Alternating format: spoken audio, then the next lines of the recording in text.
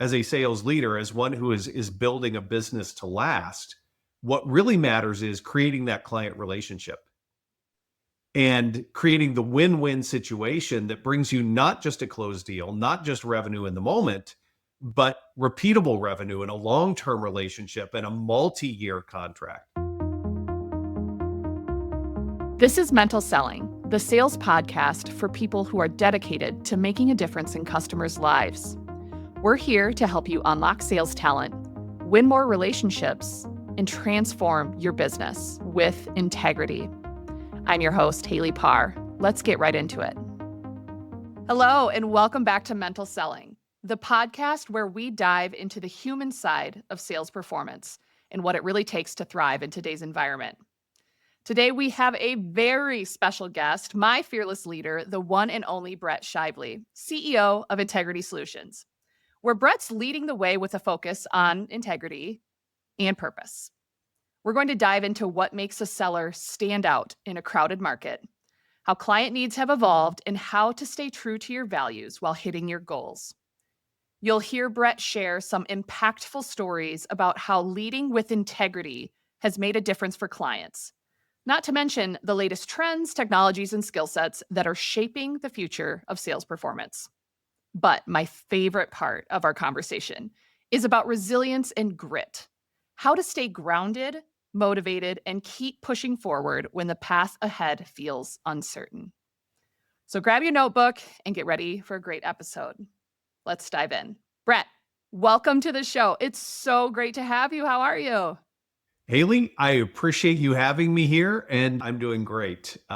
Watching what's going on in the world and excited about the opportunities ahead of us. Absolutely. There's a lot to talk about. And before we dive into all of that, I'd love to just start with your journey for some of the listeners who haven't had the pleasure of getting to know you as well as I have in the last few months. Could you share a little bit about your path to becoming CEO? What brought you to Integrity Solutions? And any pivotal moments or lessons or things you've learned along the way that really have shaped your leadership approach? Yeah, sure. I'll give you the high level because it's probably the least interesting of the topics we'll talk about, being it's about me. So I began my career as a salesperson, actually, in the financial services space, and found that what differentiated me from my peers was the fact that I was a salesperson, but rooted in repeatable, scalable processes and systems. So it wasn't get out there and just sell something, get a deal. It was, how do we create a process that allows for more meetings? How do we create a system that creates win-win situations? And then how do we do that over and over and over again? And in sales, anytime you're able to build that type of process system and enjoy the success, you'll often find yourself promoted to a sales manager. If that goes well, you can find yourself as a VP of sales, then perhaps a CSO, a CRO. And somehow I found myself ending up as a CEO in the learning and education space, both around licensure, continuing education, and skills development. Can't say being a CEO was ever on my bucket list of things to do, but what I've found is the ability to impact a company to the DNA of its very culture really gives an opportunity for me as a professional to work with other like-minded professionals to build something that's not only interesting, but also valuable in the markets that we serve. So when Integrity Solutions came along, I was 25, 27 years into the learning sector. And I was really intrigued by the fact that, as we say, the word integrity is in our name for a reason. The whole concept of selling with a basis of integrity, of creating those win-win situations in a very formalized way resonated with me. And to do it with people that have committed, in many cases, their lives to developing this program. We've been around since 1968. And that's unusual in the sales training sector. It was a real opportunity for me to take a business that had great bones, a great core, and a great product and formalize the processes that support it, and to position it as a less quiet business in the space. It's amazing. We've had clients, Fortune 100 clients for 30 years, and yet so many people have never heard of Integrity Solutions. In fact, quick sidebar, when I began talking to Integrity Solutions about taking this role, I thought, why have I never heard of them?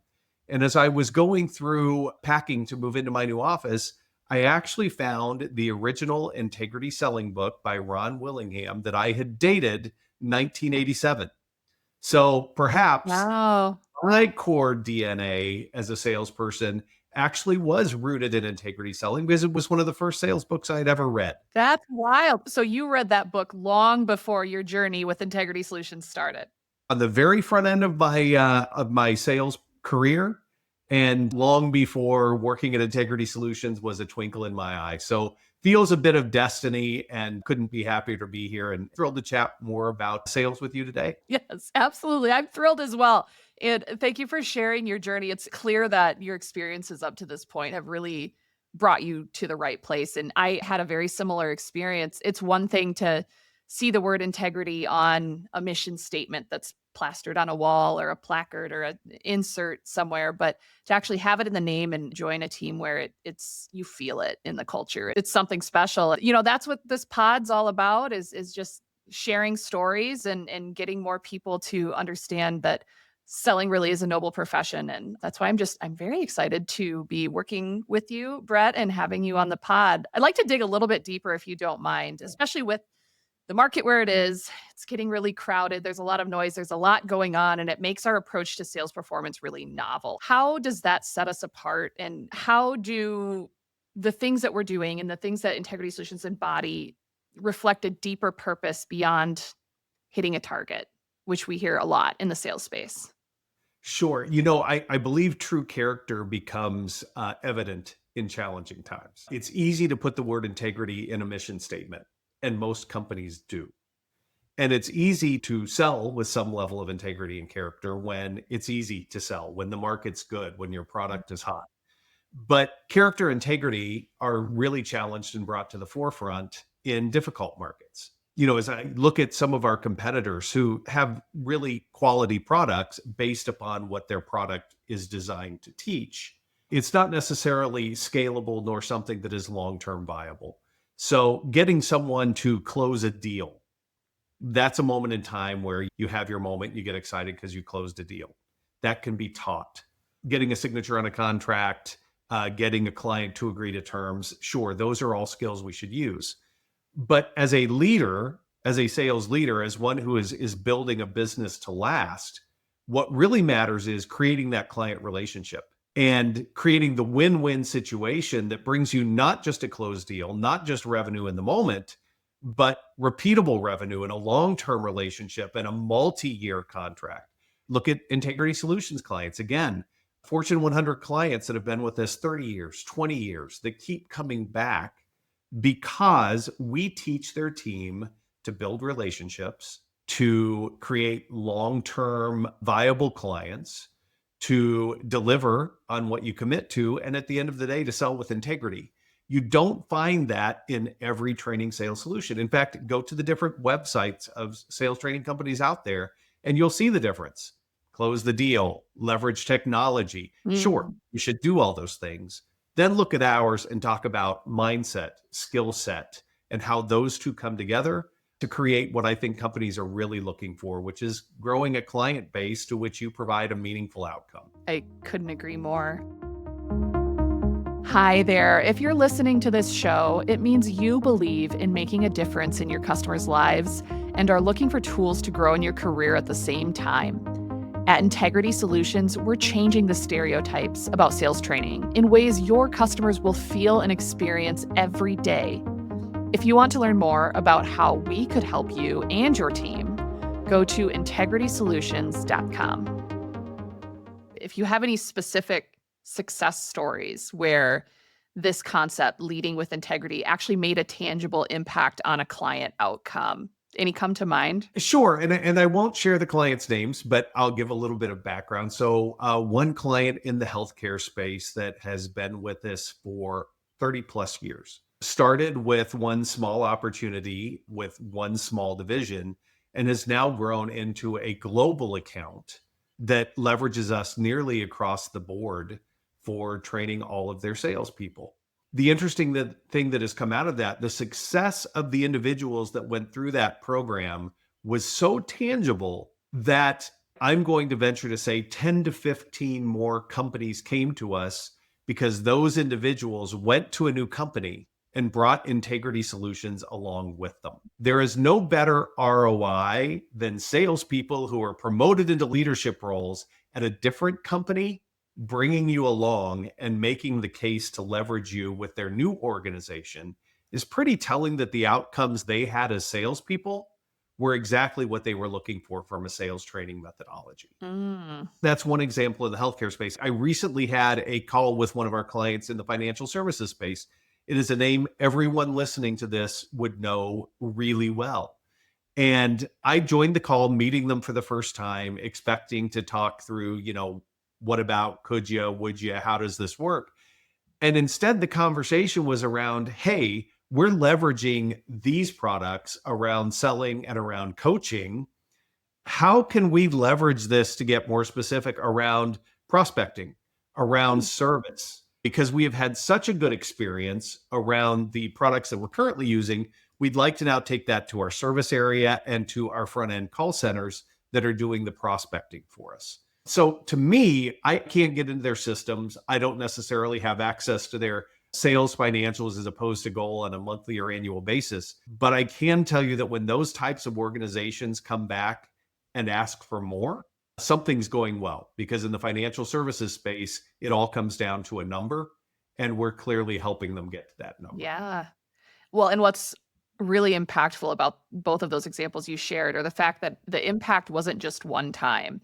It Mhm. was the value that they got is something that they can build into their culture and is going to have a long tail of affecting change and the way that the team approaches sales and thinks about sales, right? The mindset element of it. I can't help but think that with market uncertainty and the state of the world that we're in, that this type of thing might be more important than ever. Any initial or specific thoughts around how client needs have evolved, if there's specific skill sets, given the point in time we're at right now in the world and the markets and the sales environment? Haley, that is such a relevant topic right now. The conversations that I'm having with other CEOs and C levels right now is centering on, hey, what do you think is going to happen?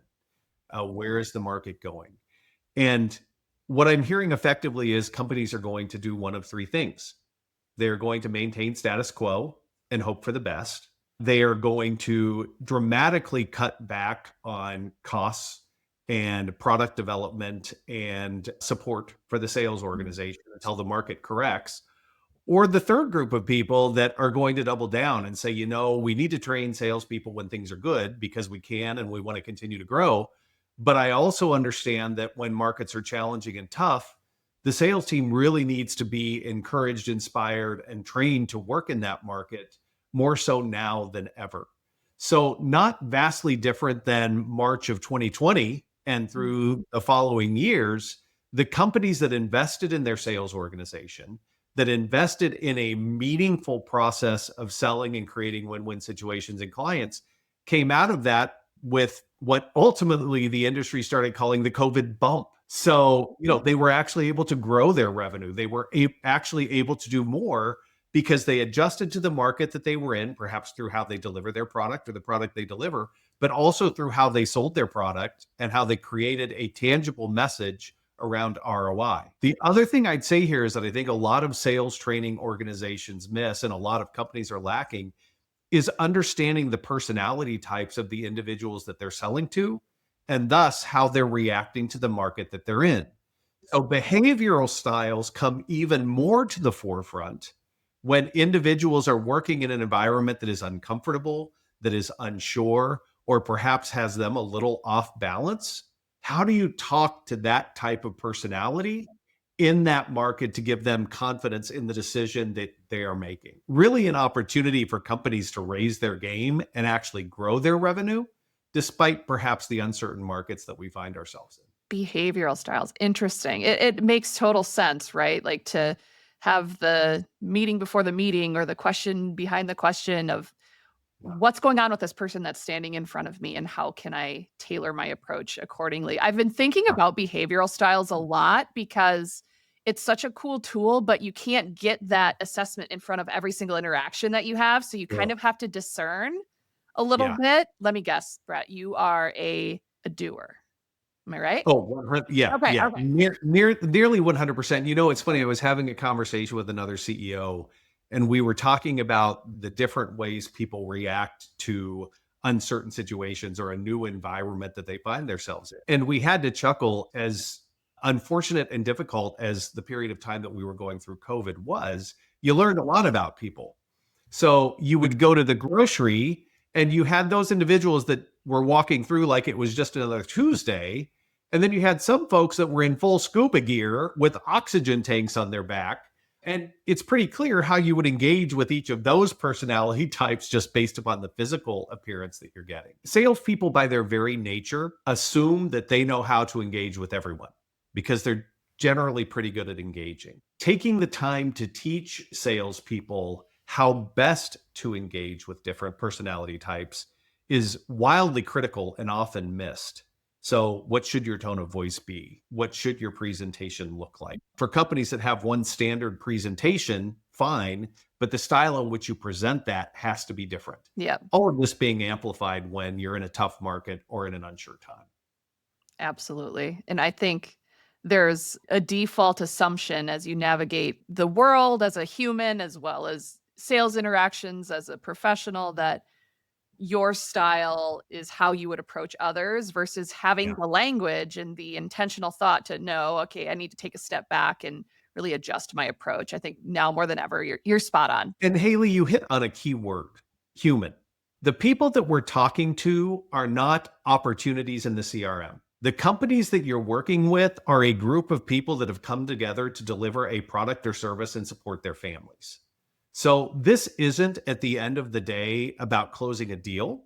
It's supporting a business and it's supporting a group of people as they go through their careers and their life cycles as a business to perform at a higher level and to drive toward the goals and the outcomes that they put in place. And when you come to it with that mindset and the right skill set around behavioral styles and sales process, that's where you really see the cool disposition of a win-win situation for both parties.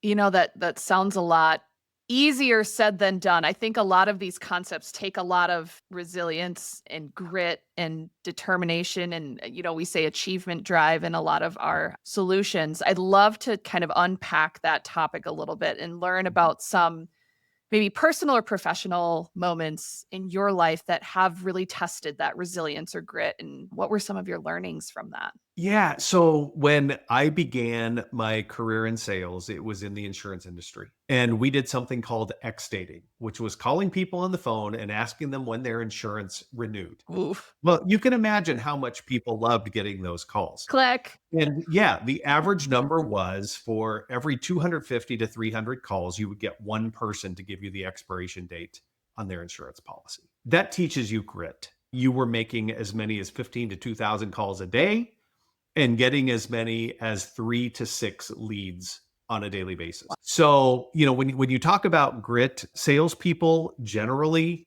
if they're successful, have gone through some aspect of that in their career. As you talk about leading a sales organization, I'll go back to March of 2020. I was with an organization that was 100% on-site instructor-led training, and the world stopped. And we had a choice. We could cut all of the expenses, we could take a step back, we could pause. Instead, we took the opposite approach.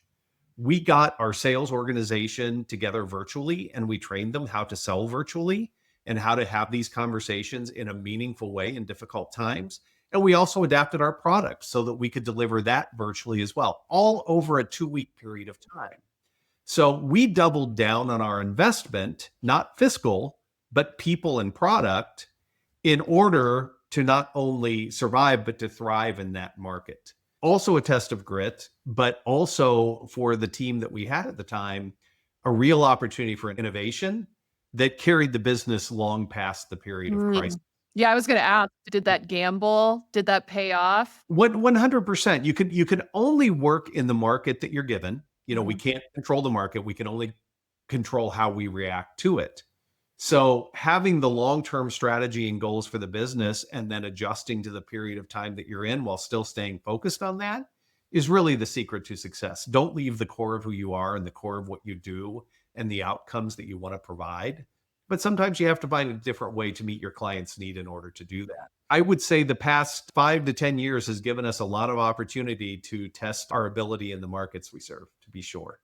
I would imagine too that that resilience and that sense of grit and drive had to be taught and coached with the teams to a degree. Like that's not something that everyone just has burning in them. It takes a level of, lighting a fire. Any strategies or tactics around building those skills in others as a leader? Yeah, definitely. So, look, not everyone is born with a lot of resilience and grit. I think that's something that is either taught or something that is adapted to. And what Mhm. I mean by that is sometimes we learn hard lessons in life. We're taught things we don't want to learn because we have to go through it. When I was in insurance, I had to go through it because I had bills to pay and that was where I was, right? So I learned that. The other piece is adapting what you do to help people get comfortable with it. For instance, right now with the undefined market that we're working in, I'll put it that way. The best way to help a salesperson is to give them a process that they can work through to have something that is consistent, that is stable, that is somewhat predisposed so that they know week one, day one, do this, week one, day two, do this, and give them the ability to have stability through the process they're working in a market that perhaps isn't giving them that level of stability.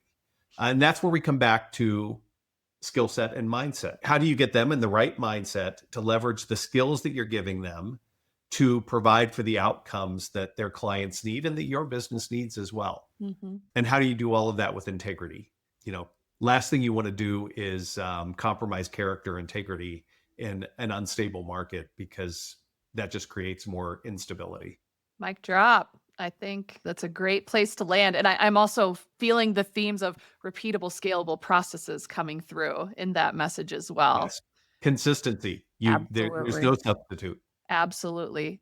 Brett, you and I could chat all day long. We've Or had lots of conversations in the past, but we've got to wrap this up. And I'd love to close with just some more getting to know you. I'd love to know what is grabbing your attention these days. It could be an article, a trend, an idea that's sparking innovation or really helping you level up in the moment. yeah, and I'm going to come back to a challenge that we're facing that I think is really helping us all level up, and that's consolidation. We see a lot of businesses right now coming together as opposed to having a disconnected marketplace, where there might have been 10 companies in a market, they're consolidating and coming together as one and bringing their best practices along with them. The bigger an organization gets, the more they need processes and systems in place. And the more their sense of integrity and character can be challenged because a different group of people is coming together with different sets of goals. So I'm really watching companies in the markets, Hmm. how they are offsetting risk, how they're coming together to present a more formidable front in the markets that they serve, and whether or not they are doing that with integrity and with a focus on meeting the client's needs. So, really, an interesting time in our market, particularly if you're leveraging a meaningful technology to help support that. Absolutely. Something to watch out for. Brett, it's been a pleasure. Do you have any last thoughts or plugs or words of wisdom? Where can people find out more about you, about Integrity Solutions, anything you've got going on? I, of course, am fully out there on LinkedIn, so happy to connect with anyone who would like to and would like to chat. And I would encourage the listeners to take a look at sales training companies.